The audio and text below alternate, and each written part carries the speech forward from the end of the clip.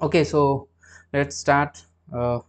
Basically this is our lecture number 3. अगर आप देखेंगे तो इससे पहले जो है हमने लेक्चर 1 में गांधीयन पॉलिटिकल थॉट को जो है वो कवर किया था, ठीक है। और उसके बाद हमने लेक्चर 2 में बाबा साहेब बी आर अम्बेडकर को जो है हमने उनकी पॉलिटिकल विचारधारा को डिस्कस किया। तो ये 2 लेक्चर हमारे इंडियन पॉलिटिकल थिंकर्स के हो चुके हैं। तीसरा लेक्चर जो है बेसिकली वो हम सावरकर को डिस्कस कर रहे हैं। तो इसका भी जो है पार्ट 1 आ चुका है, ये पार्ट 2 है।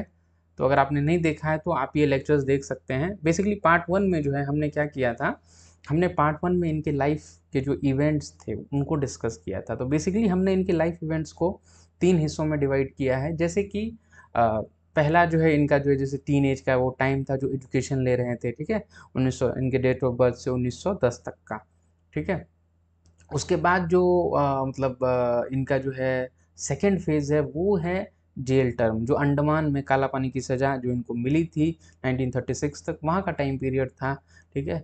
और उसके बाद थर्ड जो है आफ्टर जब ये रिलीज़ होते हैं तो इनकी रिहाई के बाद का जो है वो तीसरा हमने इनका एक फेज देखा है लाइफ का, ठीक है। तो ये बेसिकली हमने जो है सावरकर को अभी तक डिस्कस किया था। इस लेक्चर में हम इनकी आइडियोलॉजी, ठीक है, हम इनकी विचारधारा को समझने की कोशिश करेंगे। तो शुरू करते हैं। तो आप देखेंगे कि सावरकर ने जो है ना हिंदुत्व की जो है विचारधारा दी, ठीक है। अगर एक बड़ा सा मिसकॉन्सेप्शन है वो मैं यहाँ क्लियर करना चाहता हूँ कि कई बार क्या है, सावरकर के नाम के साथ जब भी हिंदुत्व का नाम आता है ना तो हमें जो है कुछ कन्फ्यूजन होता है, ठीक, कन्फ्यूजन होता है। बेसिकली हमने एक ऐसा मान लिया है कि Savarkar is connected with Hindutva, जो कि एक पार्टिकुलर कास्ट कम्युनिटी जो कि हिंदू समाज है उसके बारे में बात करता है। पर जब आप इनकी आइडियोलॉजी को डिटेल में पढ़ेंगे, इनको समझने की कोशिश करेंगे, तब आप देखेंगे कि इन्होंने एक किसी पार्टिकुलर कास्ट कम्युनिटी या रिलीजन पे फोकस नहीं किया है। इनका हिंदुत्व का कॉन्सेप्ट जो है ना वो सिंधु नदी से लेके, ठीक है, सिंधु नदी से लेके समुद्र तक का रास्ता तय करता है। कौन सा समुद्र, ठीक है। अगर मैं यहाँ पर एक रफ सा मैप बनाऊँ भारत का, ठीक है, and sorry for my drawing, this is not that much good, but ठीक है, एक आइडिया के लिए। तो ये जो सिंधु नदी है ना, अब इसमें जो है आप देखेंगे कि पाकिस्तान का भी हिस्सा आ रहा है, ठीक है, और यहाँ पर श्रीलंका भी है, ठीक है। आप इस तरफ देखेंगे क्या है, हमारा अरब सागर है, ये क्या है, बंगाल की खाड़ी है, बे ऑफ बंगाल, और ये क्या है, ये हिंद महासागर है, इंडियन ओशियन है। तो ये कहते हैं कि सिंधु से लेकर समुद्र तक ये इनका हिंदुत्व एक टेरिटरी को डिफाइन करता है। वो एक टेरिटोरियल उसकी बात करते हैं, मतलब जोग्राफिकल इंटिटी की बात करते हैं, ठीक है। ये किसी एक पार्टिकुलर कास्ट कम्युनिटी की बात नहीं करते हैं। वो हम लोग देखते हैं धीरे धीरे, जब हम इनकी विचारधारा को समझेंगे ना तब हमें बेहतर तरीके से ये चीज़ें समझ में आएगी, ठीक है। तो इनका जो हिंदुत्व का कॉन्सेप्ट था ना वो इंक्लूड करता है common blood, common race, common language and common culture को, ठीक है। तो जो भी व्यक्ति सिंधु के इस पार रहते हैं, ठीक है, उनके बीच एक क्या है, एक उनका एक कॉमन ब्लड लाइन है, उनका एक कॉमन रेस है, उनकी एक कॉमन भाषा होगी, उनका साथ ही साथ उनका कल्चर क्या है वो भी कॉमन है। अब यहाँ पर इन्होंने 2 कॉन्सेप्ट दिए हैं जिसको हमने जो है यहाँ पर पुण्य भूमि और पितृभूमि का जो है नाम दिया है। पुण्य भूमि मतलब that common place of reverence, और मीन्स कि वो भूमि, वो जगह जिस जो हमारे लिए क्या है, पायस है, ऑस्पिशियस है, धर्मनिष्ठ है, जिसकी हम पूजा करते हैं, ठीक है। जैसे हम भारत माता को पूजते हैं, तो हम भारत माता क्या है, Bharat, India is our motherland, ठीक है। तो ये हमारे लिए एक ऐसी फीलिंग है कि जिसको कि हम मतलब आप देखेंगे कि हम we we are the person we worship our motherland, ठीक है। तो हम अपनी भूमि को क्या ऐसे पूजते हैं। वहीं पर क्या है, पितृभूमि का कॉन्सेप्ट क्या है, वह वो लैंड, वो एरिया जहाँ पर हमारे पूर्वज रहते थे, ठीक है, पूर्वज जहाँ निवास करते थे। तो इन्होंने हिंदुत्व को जो है ना इस तरीके से कॉन्स्टिट्यूट किया। आप देखेंगे कि ऐतिहासिक रूप से भी, ठीक है, और क्या है, जोग्राफिकल और कल्चरल कॉन्सेप्शन दिया इन्होंने ये पुण्य भूमि और पितृभूमि का, जिससे इन्होंने हिंदुत्व को अटैच किया है, ठीक है। For him the feeling of nationalism was not enough, ठीक है। तो आपके अंदर अगर सिर्फ राष्ट्रवाद की ही भावना है, यस राष्ट्रवाद की भावना सही है, पर वो एनफ नहीं है। अब इसको क्या है, it has to be fused with the sense of reverence for the nation as it was suppose to be the place of worships as well. तो आपको सिर्फ राष्ट्रवाद से नहीं है, राष्ट्रवाद से काम नहीं चलेगा, आपके अंदर वो उस राष्ट्र के लिए क्या आना चाहिए, सेंस ऑफ रेवरेंस आना चाहिए कि आप कैसे उसकी जो है, आप कह सकते हैं कि कैसी आप उसकी पूजा करते हैं, ठीक है। एज आप कैसे, जैसे आप सुनते होंगे कि रेवर्ड मदर, रेवर्ड गॉड, ठीक है, ये एक वर्ड यूज़ किया जाता है। दैट मीन्स कि हमारा जो है, हम कैसे उसको अपने देवी देवताओं के समान मानते हैं, ठीक है। हमारे लिए हमारा भारत भूमि कितना ऑस्पिशियस है, कितनी जो है हमारे मन में इसके लिए श्रद्धा है, ठीक है। Shraddha, reverence is shraddha, so it was suppose to be the place of worships as well, ठीक है। अब जाति जो है, जाति जो वर्ड इन्होंने डिराइव किया है, ये कहाँ से आया है, जन से आया है, ठीक है। इसका, इससे जो है क्या होता है कि हमारे बीच एक ब्रदरहुड की भावना आती है, बंधुत्व की भावना आती है। A race determined by a common origin possessing a common blood, ठीक है, जिसका कि ओरिजिन कॉमन है। क्या, कौन सा ओरिजिन कॉमन है कि हम क्या है, आर्यंस के वंशज हैं, ठीक है, एक कॉमन ओरिजिन हो गया। और हमने कॉमन ब्लड मतलब आप देखेंगे कि हमने वही चीज़ कहा कि जो सिंधु के इस पार हैं, ठीक है, they are the umbrella term, वो हिंदुत्व के अंदर आ रहे हैं, तो उनका जो है एक कॉमन ब्लड लाइन है। He also emphasized on a common language as the key to his thinking on Hindutva. यहाँ पर इन्होंने कॉमन लैंग्वेज की बात की, ठीक है। तो कॉमन लैंग्वेज का क्या मतलब है कि जो सिंधु और ये जो हमने समुद्र का जो रास्ता तय किया है, इसके बीच रहने वाले सभी व्यक्ति इस कॉमन लैंग्वेज को समझ सके, ठीक है, एक आम भाषा को समझ सके। अब इस पे इन्होंने दो जो है लैंग्वेज दिया है, संस्कृत और प्रकृत, जो इन्होंने बोला कि ये दो ऐसी भाषा थी जो कि हमारी आइडेंटिटी को मार्क करती है, और कैसे इन्होंने जो है हमको यूनाइट किया है, कहाँ से कहाँ, कश्मीर से लेके श्रीलंका तक, ठीक है, सिलोन तक।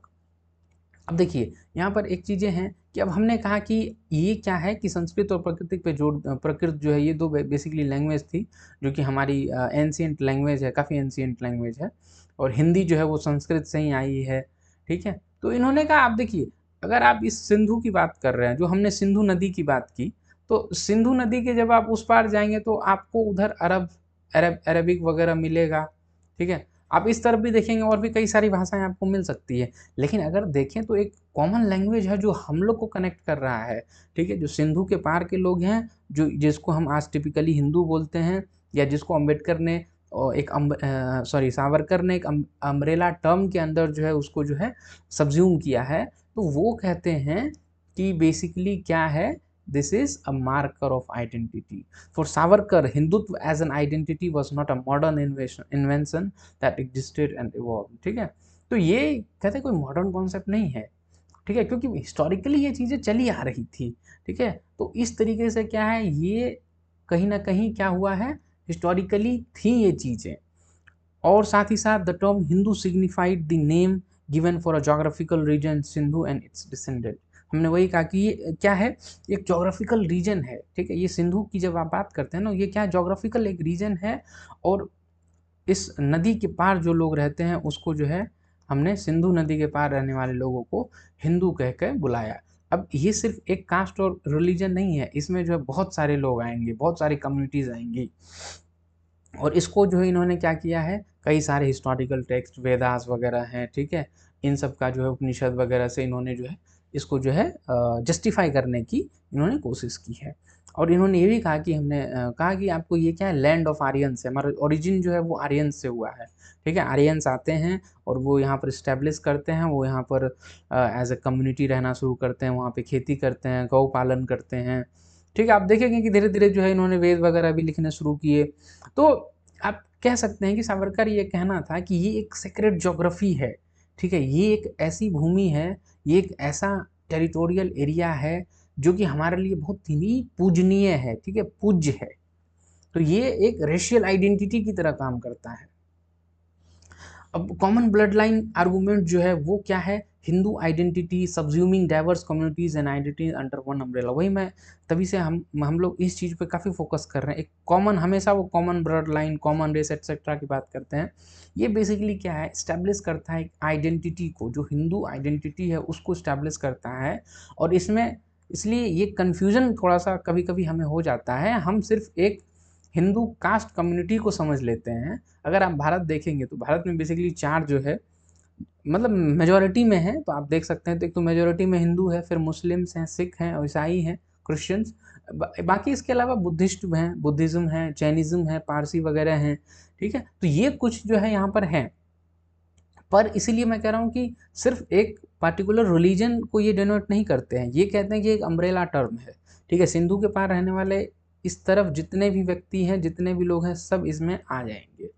ही homogenized the variety of identities as a singular race when he writes Sanatanists, Satnamis, Sikh, Aryas, Anaryas, Maratha, Madrasis, ठीक है, साउथ इंडियंस, ब्राह्मण्स, पंचामास, ठीक है, all suffered as Hindu and trumped as Hindu. तो इनका ये कहना है, देखिए अगर आप मेडाइवल में जाएंगे ना, तो आप देखेंगे कि बहुत सारे ऐसे शासक थे, ठीक है, बख्तियार खिलजी, मोहम्मद गोरी वगैरह, ये जब आते थे तो ये वही सिंधु नदी पार करके भारत में आते थे और यहाँ से लूट के जाते थे, ठीक है। हमारे मंदिर मस्जिदों को तोड़ते थे, मतलब स्पेशली मंदिरों को, ठीक है, इन्होंने टारगेट किया था। अब एक चीज़ है कि क्या ये जब यहाँ आते थे तो क्या इन्होंने जो है कभी ये जाति धर्म पूछ के लोगों के साथ मतलब मारपीट की या राजाओं को लूटा, ठीक है, बड़ा मुश्किल है कहना। तो इसीलिए ये कहते हैं कि हम जो है ना, हमने बड़ा सहा है, सनातनी और जो सतनामी जैसे कि जो भी सिंधु के इस पार रहते हैं, तो जब भी इस तरह की चीज़ें हुई है ना, तो हमने सबने सफ़र किया है एक साथ एज अ हिंदू, और हमने विजयी भी हुए हैं, हमने अपने आप को रीबिल्ड किया, री इन्वेंट किया, ठीक है, एज अ हिंदू। इसलिए ये कहते हैं कि हम जो है एक कॉमन रेस के में आते हैं, सिंगुलर रेस में आते हैं। और इन्होंने क्या कहा है, he invoked Hinduism not in the conventional sense of its invocation and uses, ठीक है। तो आप देखेंगे कि देखिए मैं वही चीज़ कह रहा था कि अभी क्या बेसिकली हम जो है पुरानी चीज़ों को जो है वो समझ के बिना किसी विचारक को प्रॉपरली अध्ययन किए, बिना उसको प्रॉपर समझे, हम जो है कॉमन कंसेप्शन लेके चले जाते हैं, ठीक है। तो आप देखेंगे कि सावरकर ने जो है ना, एक तो है इन्होंने हिंदुत्व की बात की, ठीक है, हिंदुत्व की बात की, और इन्होंने बताया कि ये हिंदूवाद से अलग है। जो आप हिंदुइज्म की बात कर रहे हैं ना, सावरकर के अकॉर्डिंग ये एक आप कह सकते हैं कॉन्वेंशनल सा कॉन्सेप्ट था, तो इनका हिंदुत्व उनसे अलग है। Hinduism was the source of culture, identity, sense of history and also a point of origin, ठीक है। तो हिंदुइज्म क्या था, कल्चर का एक सोर्स था, आइडेंटिटी था कि हम अपने आप को एज एन हिंदू आइडेंटिफाई करते हैं, एक हिस्ट्री रही है। बट सावरकर के लिए क्या है, हिंदुइज्म एज ए रिलीजन पर से इज डिस्टिंक्ट फ्रॉम हिंदुत्व। इनके लिए जो है हिंदुइज्म जो है ना वो डिफरेंट है इनके हिंदुत्व से, ठीक है। और दोनों को जो है इन्होंने ये भी कहा है कि साथ में कंफ्यूज नहीं करना चाहिए। दिस होमोजेनाइजेशन और absorption of various identities into one Hindu fold was central to Savarkar, ठीक है।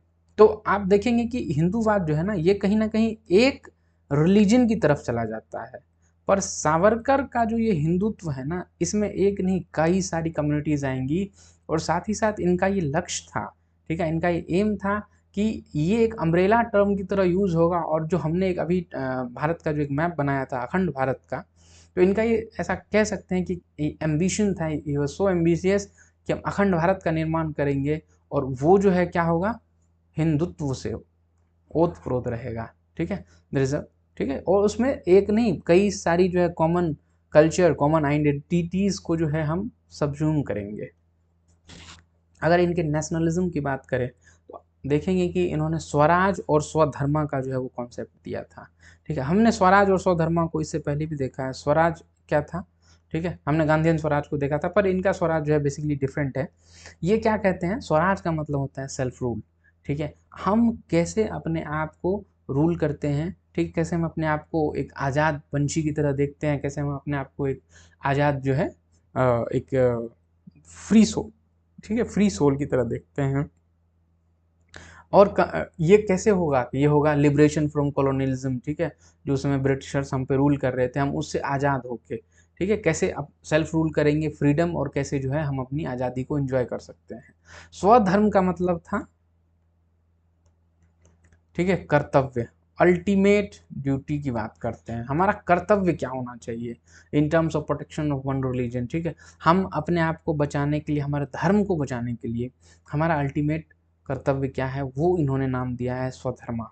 So the real meaning of Swaraj then is not simply the geographical and political independence of Bharatvarsha. It is the larger framework for protecting Hindutva as the same religion, racial and cultural identity. तो स्वराज का मतलब क्या था कि सिर्फ एक geographical और political independence की बात नहीं करते थे कि हमारा भारतवर्ष जो है वो आज़ाद हो गया तो दैट इज़ एनफ, नहीं। ये था कि कैसे हम इसी टाइम पे, अभी तो हमने हिंदुत्व को समझने की कोशिश की इससे पिछले कॉन्सेप्ट, अब ये कह रहे हैं कि कैसे जब हम एक हिंदुत्व की तरफ बढ़ेंगे तो कैसे हम इस रिलीजन को, इस रेस को, इस कल्चरल आइडेंटिटी को, जो कि हमें बाकी के दूसरे धर्मों से अलग बनाता है, ठीक है, क्योंकि ये क्या है, हमने कहा कि एक जोग्राफिकल एरिया कहाँ से कहाँ, सिंधु से लेके समुद्र तक का जो रास्ता है, कैसे हम अपने आप को सेल्फ डिटरमाइन करते हैं, कैसे हम अपने आप को प्रोटेक्ट करते हैं बाकी अलग धर्मों से। सो अब इनिशियल डे में अगर आप देखेंगे तो इन्होंने 1857 के ऊपर जो है बुक भी लिखी है, ठीक है, रिवॉल्यूशन ऑफ 1857। तो यहाँ पर ये भी कहते हैं कि हिंदू मुस्लिम यूनिटी जो है साथ मिल के यहाँ पर काम किया था, तो हमने जो है एक सफल विद्रोह जो है वो किया था।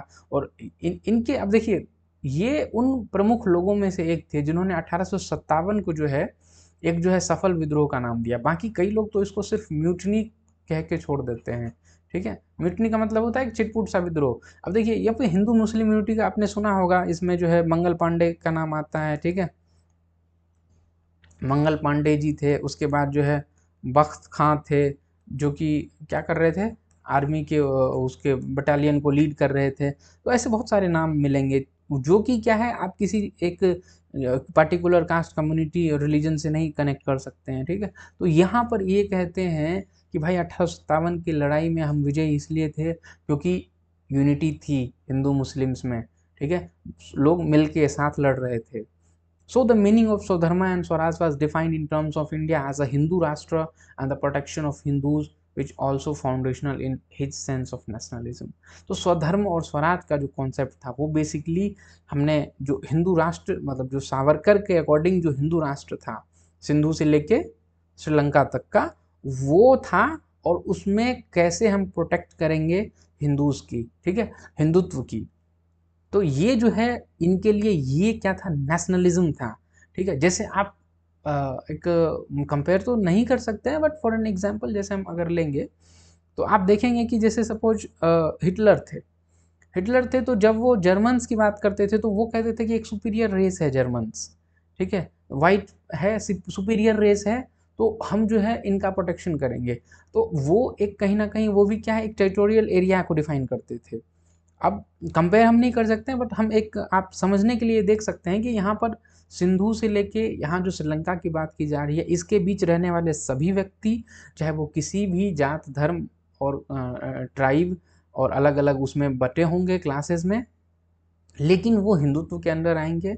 और जब हम अखंड भारत की बात करेंगे, हिंदू राष्ट्र की बात करेंगे, तो हमें इन सभी व्यक्तियों के हितों की रक्षा करनी है, ठीक है। किसी एक पार्टिकुलर कास्ट या कम्युनिटी की बात नहीं हो रही है कि हम जो है उनको देखेंगे बाकी सबको अलग कर देंगे, नहीं। तो ये जो है एक अम्ब्रेला टर्म है, और यही जो इनके लिए क्या है, राष्ट्रवाद है, ये समझना बहुत जरूरी है।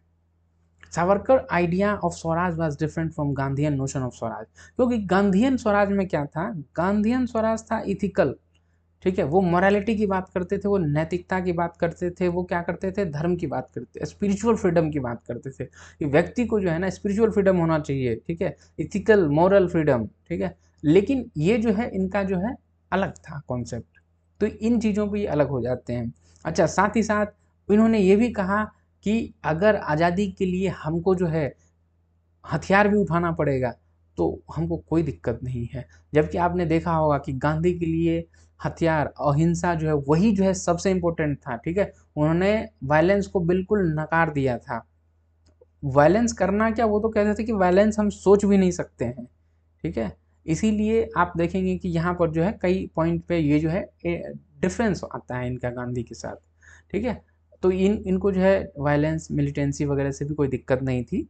Post independence he translated this into the work for upholding the अखंड भारत थिंकिंग, ठीक है। हमने कहा कि जब ये अखंड भारत की बात करते हैं तो वहाँ देखेंगे कि कैसे इन चीज़ों को जो इन्होंने अपहोल्ड किया है कि हम मिलिट्री वगैरह इस तरीके से हम कर सकते हैं। अब देखेंगे कि चूंकि ये क्या थे, मिलिटराइजेशन की जो सपोर्टर थे, तो बेसिकली अब इन्होंने बोला कि युवाओं की जो है ना, युवाओं को कंपलसरी मिलिट्री ट्रेनिंग होनी चाहिए। ठीक है, कई बार इन्होंने बात की। एक्चुअली इनकी जो है ज़्यादातर स्पीचेज और राइटिंग्स जो हम यहाँ पढ़ रहे हैं, जो हमारे पास अवेलेबल है, ये जब हिंदू महासभा के प्रेसिडेंट थे तो जब ये एड्रेस करते थे तो वहाँ पे ये चीज़ें निकलती थी। ठीक है, तो आप देखेंगे कि हमने कहा कि इनको जनक माना जाता है। अगर आप राइट विंग आइडियोलॉजी की बात करें ना इंडिया में, राइट विंग आइडियोलॉजी, तो ये जो है जनक है, सावरकर साहब जनक है, इंटेलेक्चुअल माइंड है इन चीज़ों में। ठीक है, इंटेलेक्चुअल माइंड है। तो आप देखेंगे कि आज जो आपको ऑफशूट वगैरह नज़र आता है, आरएसएस वगैरह, ठीक है, आरएसएस है, वीएचपी वगैरह है, तो आप देखेंगे कि आरएसएस में भी कहीं ना कहीं, ठीक है, उनको जो है एक ट्रेनिंग दी जाती है, यूथ को जो है ट्रेन किया जाता है। तो ये चीज़ें जो है कहीं ना कहीं आप देखेंगे कि सावरकर के विचारधाराओं से ही आगे आई है।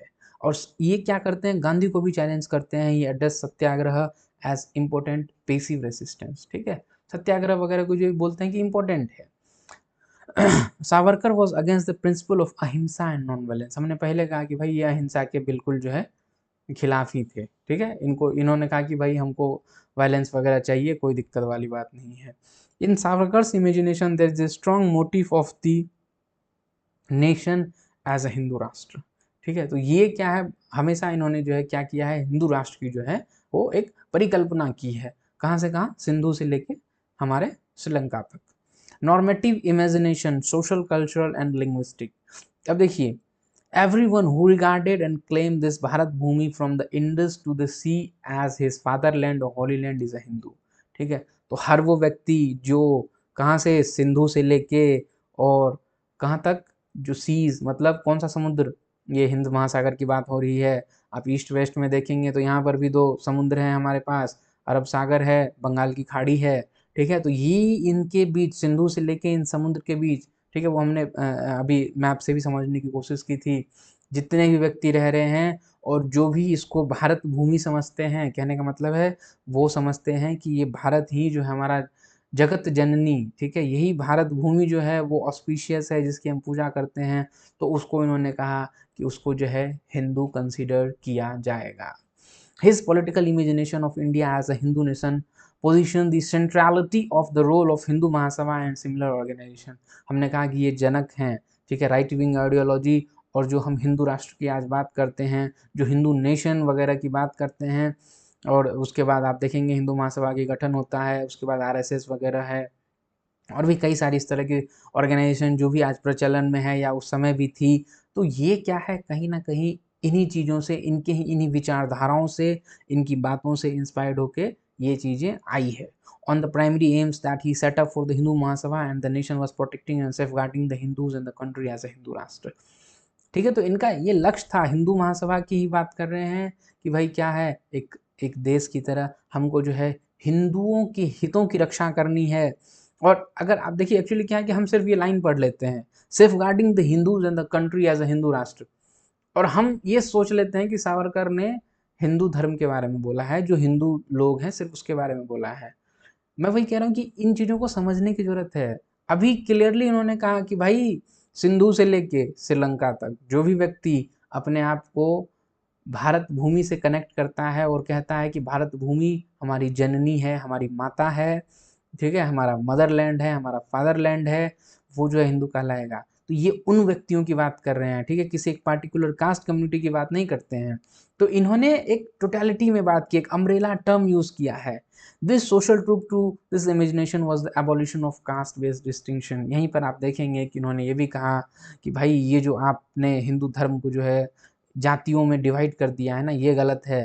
ठीक है, ये जो डिस्टिंक्शन है ये जो है क्या कर रहा है, हिंदुओं को कमजोर कर रहा है, हिंदू को एज अ राष्ट्र क्या कर रहा है, वीक कर रहा है। तो इन्होंने कहा कि एक हमारा प्राइमरी गोल, ठीक है, जब वो प्रेसिडेंट थे हिंदू महासभा का, तो क्या कहते हैं कि ये जो छुआछूत है इसको जो है ख़त्म करना है। ठीक है, एबोलिशन ऑफ अनटचेबिलिटी, क्योंकि अब देखिए वो भी तो हिंदू के ही पार्ट है। तो जब हम अपने में ही इस तरीके से डिफ्रेंशिएट करेंगे, हम जो है डिस्क्रिमिनेशन करेंगे, तो कैसे हम एकत्रित हो सकते हैं। तो ये जो है इनको लगता था कि ये एक समस्याएं हैं। ठीक है, जो ऑर्थोडॉक्स हिंदुत्व है ना, मतलब हिंदुइज्म है, जो रिजिड नेचर है। ठीक है, जब हम अंबेडकर के लेक्चर को देख रहे थे तो हमने देखा था कि कैसे एंडोगेमी वगैरह से एक कास्ट को जो है ना क्लोज सिस्टम की तरह से ट्रीट किया गया है, ठीक है, कि व्यक्ति को अपने कास्ट में ही शादी करनी है। एक तो हिंदू में कास्ट बहुत सारे हैं और फिर सभी व्यक्ति अपने ही कास्ट में शादी करना है, क्योंकि आप अपने कास्ट से अलग जाते हैं तो आपको जो है फिर भाई अपराधी घोषित करके आपको तो घर द्वार सबसे बाहर कर दिया जाएगा। तो आप देखिए इन्होंने यहाँ भी वो वही चीज़ें कह रहे हैं कि ये जो ऑर्थोडॉक्स और रिजिड नेचर है ना, ये भाई समस्या है, क्योंकि आप क्या कर देंगे, आप हिंदू को ही आपस में बांट देंगे, वो ही अलग अलग अलग डिफरेंट डिफरेंट कास्ट कम्युनिटीज़ में है अपने आप को अलग कर लेंगे। और जो आप अखंड भारत की बात करते हैं, ठीक है, आप यूनिफाइड इंडिया की बात करते हैं, आप हिंदू राष्ट्र की बात करते हैं, वो सक्सेसफुल नहीं हो पाएगा। He made a strong case for mechanization of the economy, as for him it was the ages of the machines। ठीक है, तो यहाँ पर भी आप देखेंगे कि गांधी से जो है इनका विचारधारा अलग हो जाता है, क्योंकि गांधी जो है मॉडर्निज्म मैकेनिज्म वगैरह के अगेंस्ट थे, ठीक है, मशीनीकरण के जो है खिलाफ थे। पर ये कहते हैं कि नहीं होना चाहिए, क्योंकि अब जो है भाई समय आ गया है मशीन का, साइंस एंड टेक का जमाना है, ठीक है, इंफॉर्मेशन कम्युनिकेशन, ठीक है, उस समय इतना नहीं था, बट आप साइंस एंड टेक की बात कर सकते हैं, वो तो था। ये कहते हैं कि इसी से जो है क्या होगा, हमारा इकॉनमी बढ़ेगा। तो आप देखें कि सिर्फ इन्होंने जो है आइडियोलॉजिकल चीज़ें ही नहीं कही हैं, इन्होंने अर्थव्यवस्था पे भी बात की, इन्होंने इकोनॉमी की भी बात की है, ठीक है। इन्होंने कहा कि टेक्नोलॉजी से क्या होगा, मनुष्य का जीवन स्तर बेहतर हो जाएगा और क्या होगा, हमारे राष्ट्र का विकास होगा, ठीक है। Interpretation of reason is a vehicle for the political reconstruction and regeneration of the nation, ठीक है। अब कहते हैं कि रिलीजन को इस तरीके से इंटरप्रेट किया जाए ना कि ये लोगों के अंदर एक साइंटिफिक भावना जनरेट करे, ठीक है, वैज्ञानिक तरीके से लोग सोचे, रैशनल तरीके से, रीजनेबल तरीके से जो है उनका समझने का तरीका हो। तो इससे क्या है, हम और बेहतर कर सकते हैं। Bharat has been a cradle of many civilisation as birth place of many religion, ठीक है। तो ये कहते हैं कि सिर्फ सिविलाइजेशन, जैसे अगर आप देखेंगे तो हड़प्पा संस्कृति वगैरह जो है यहीं से आई है, ठीक है, हमारा भारत जो उसका जनक रहा है, और साथ ही साथ कई सारे धर्म, हिंदुइज्म, ठीक है, सिखिज्म, बुद्धिज्म, जैनिज्म, ठीक है, सबसे पहले तो बुद्धिज्म, हिंदुइज्म, फिर बुद्धिज्म, फिर जैनिज्म, फिर सिखिज्म। तो ये कुछ ऐसे धर्म है। तो ये कहते हैं कि भारत की जो भूमि है ना वो बहुत पुण्य है, ठीक है, यहाँ तो इतने सिविलाइजेशंस हुए हैं, इतने धर्मों का जो है यहाँ पर जो है उद्भव हुआ है, with elements of homogeneity in terms of one nation, one religion, one language. His normative imagination of the nation was that of the अखंड हिंदू भारत। अखंड मतलब, खंड मतलब होता है हिस्सा, डिवाइडेड, अखंड मतलब अटूट, अभिन्न, ठीक है। तो हमने वही बात की थी एक्चुअली, अगर आप देखेंगे तो हमने पिछले लेक्चर में देखा था कि पार्टीशन के अगेंस्ट थे। अखंड भारत का मतलब ही था जो अभी करंट का पाकिस्तान है वो भी भारत के जो मैप है उसमें इंक्लूडेड था, ठीक है, ये पाकिस्तान का हिस्सा, तो ये अखंड भारत है, ठीक है। आप कभी कभी आपको एक नज़र आता होगा अखंड भारत का एक मैप जो है, एक रफ सा मैप जो है वो भी एक वहाँ पे जो है दिखाया गया है, ठीक है। तो समराइज करते हैं बेसिकली सावरकर को। सावरकर को अगर आप देखेंगे तो बेसिकली क्या है, मोर एक्सटेंसिव डिबेट जो इन्होंने किया है इंडिया के ऊपर, और स्पेसिफिकली आप देखेंगे कि हिंदुत्व को लेके, ठीक है। कई बार हमने इस चीज़ को रिपीट किया है कि सावरकर ऐसे पहले व्यक्ति थे जिन्होंने जो है बेसिकली हिंदुत्व के ऊपर बात की, ठीक है। और उस समय आप देखेंगे तो एक दो जो है प्रिविलेंट उस समय था, एक तो सबसे पहले जो इंडियन नेशनल कांग्रेस था जो कि लीड कर रहा था, जो कि आप कहेंगे कि एक सेंट्रल की पार्टी की तरीके से काम कर रही थी, जो सबको लेके चल रहे थे। वहीं पर मुस्लिम लीग थी जो क्या करती थी कि मुस्लिम्स के हितों की बात करती थी, इंटरेस्ट ऑफ, ठीक है, इस्लामिक लोग, इस्लामिक पीपल। तो वहीं पर सावरकर जो है ये हिंदू महासभा लेके आते हैं जो कि हिंदुत्व की बात करते हैं, ठीक है। और इनका जो है, फिर से मैं रिपीट कर रहा हूँ, इनका हिंदुइज्म, इनका हिंदुत्व लिमिटेड नहीं है सिर्फ एक कास्ट और कम्युनिटी और रिलीजन को लेके, ये सिंधु से समुद्र तक का सफर तय करता है, याद रखना है आपको, ठीक है। और साथ ही साथ स्वराज और स्वधर्म की इन्होंने बात की, ठीक है। हमने देखा स्वराज क्या था, फ्रीडम, कहाँ से, कॉलोनियलिज्म से, और स्वधर्म मतलब क्या है, हमारा कर्तव्य। However, one cannot deny that some of his ideas were problematic and in contrast to the secular notion of Bharat based on the mutual coexistence of all religions in a like manner, ठीक है। लेकिन साथ ही साथ हमको, चूंकि हम summarise कर रहे हैं तो हम क्रिटिकली एनालाइज कर रहे हैं इन चीज़ों को, तो आप देखेंगे कि चाहे हम अंबेडकर की बात करें, चाहे हम नेहरू की बात करें, चाहे हम सरदार पटेल की बात करें या गांधी की बात करें, जो भी इम्पोर्टेंट हमारे फ्रीडम फाइटर्स थे ना, उन्होंने भारत को जो एक सेकुलर की तरीके से देखा कि हम सभी धर्मों का जो है समान रूप से उनकी जो है इज्जत करते हैं, समान रूप से जो उनको रिस्पेक्ट देते हैं, सम्मान देते हैं। तो देयर इज अ म्यूचुअल को एग्जिस्टेंस, ठीक है, यूनिटी इन डाइवर्सिटी, ठीक है, डाइवर्सिटी में भी हम क्या है, यूनाइटेड है, क्योंकि हम एक साथ म्यूचुअली को एग्जिस्ट कर सकते हैं। तो इसीलिए यहाँ पर जो है आप देखेंगे कि इनकी जो आइडिया है, क्योंकि इन्होंने सिर्फ एक हिंदुत्व की बात की, ठीक है, although it's a umbrella term, but क्या है कि कहीं ना कहीं आप बाकी कास्ट कम्युनिटीज़ को क्या कर रहे हो, उसमें सब्ज्यूम कर देते हैं। तो जब वो सब्ज्यूम हो जाता है, तो वो जो सेकुलर नेशन की जो हम बात कर रहे हैं ना, ठीक है, कि Bharat as a secular nation की बात होगी, तो ये उसके अगेंस्ट चला जाता है। तो यहाँ पर जो है इसीलिए एक सेक्शन जो है इनको क्रिटिसाइज करता है, ठीक है, लेकिन हम ये भी डिनाई नहीं कर सकते हैं जो इनकी विचारधारा है और इनकी जो लिगेसी है, वो जो है कंटिन्यूसली एक आप देखेंगे कि उस पर जो है खासकर स्पेशली अभी के करंट के टाइम्स में कितनी ज़्यादा इम्पोर्टेंट हो गई है, ठीक है। Still at the same time it create fissures and conflict, providing trajectories of exclusion which seems to be increasing fracture lines, therefore demanding a critical reading of his ideas and philosophy, ठीक है। तो देखेंगे कि कई बार क्या है, हमने इन चीज़ों पे हम इसलिए डिस्कस कर रहे हैं क्योंकि देखिए, हमने गांधी को पढ़ा, हम अम्बेडकर को पढ़े हैं, अभी हम सावरकर को पढ़ रहे हैं, आगे हम एम एन रॉय को पढ़ेंगे, टैगोर को पढ़ेंगे, जितने भी इंडियन पॉलिटिकल थिंकर्स हैं हम उनको कवर करेंगे। तो बेसिकली हम इनको कवर इसलिए कर रहे हैं ताकि आपको एक फेयर बिट ऑफ आइडिया आ जाए कि ये अपने क्या चीज़ें के बारे में डिस्कस कर रहे हैं। तो हमने वही कहा कि सावरकर थे, इन्होंने हिंदुत्व की बात की। अब ठीक है, इनके जो है आप कह सकते हैं कि कुछ क्रिटिकली इनमें कुछ समस्याएं हैं, या इनकी विचारधाराओं को लेके कई लोग ऐसे होंगे जिनकी भी जो है एक जो आइडियोलॉजिकल डिफरेंसेस होंगे, पर ये भी नेसेसरी चीज़ है और ये समझने की चीज़ है कि हमें जो है इनको समझना बहुत ज़रूरी है, इनके आइडियाज़ और इनकी फिलॉसफीज़ को, ठीक है। तो ये जो है कुछ सोर्सेज जो है इस लेक्चर के बनाने के दौरान लिए गए थे, ठीक है। बेसिकली जैसे आप देखेंगे कि इसेंशियल ऑफ हिंदुत्व जो है वो है, फिर बाकी के जो है कुछ इग्नू के बुक से लिए गए हैं, ठीक है। तो before leaving this session we will revise. तो हम आज लेक्चर 3 में, ये भाग 2 है, इसमें जो हम सावरकर को डिस्कस कर रहे हैं, हम जो है इनके हिंदुत्व के कॉन्सेप्ट को देखते हैं, कैसे इन्होंने पुण्य भूमि पितृभूमि की बात की है, ठीक है। बाकी और भी चीज़ें हमने देखा कि एक कॉमन कल्चर की बात करते हैं, कॉमन लैंग्वेज की बात करते हैं, और इन्होंने सबसे इम्पोर्टेंट था, आपको ये ध्यान रखना है कि इन्होंने जो हिंदू की बात की वो एक जोग्राफिकल रीजन की बात करते हैं, ठीक है। वो किसी एक पार्टिकुलर कास्ट या कम्युनिटी की बात नहीं करेंगे, वो कहते हैं कि सिंधु से लेके जो समुद्र तक का रास्ता है, कश्मीर से लेके श्रीलंका तक, इवन बियॉन्ड दैट, ठीक है, तो वो उसके बारे में बात करते हैं, जोग्राफिकल एरिया के बारे में बात करते हैं, ठीक है। कॉमन ब्लड लाइन देखा हमने, और कैसे इन्होंने हिंदुइज्म को डिफ्रेंशिएट किया है हिंदूवाद को हिंदुत्व से, ठीक है। Nationalism the conception of Swaraj and स्वधर्म, ठीक है, यहाँ पर भी इन्होंने स्वधर्म, ठीक है, कर्तव्य और स्वराज जो है उसको जो है कैसे क्या किया है, डिफ्रेंशिएट किया है। ये जो है इनका कॉन्सेप्ट है स्वराज और स्वधर्म का, ठीक है। सावरकर, हाँ यस, ठीक है, ये हमने देख लिया स्वराज और इसका जो है नोशन क्या था।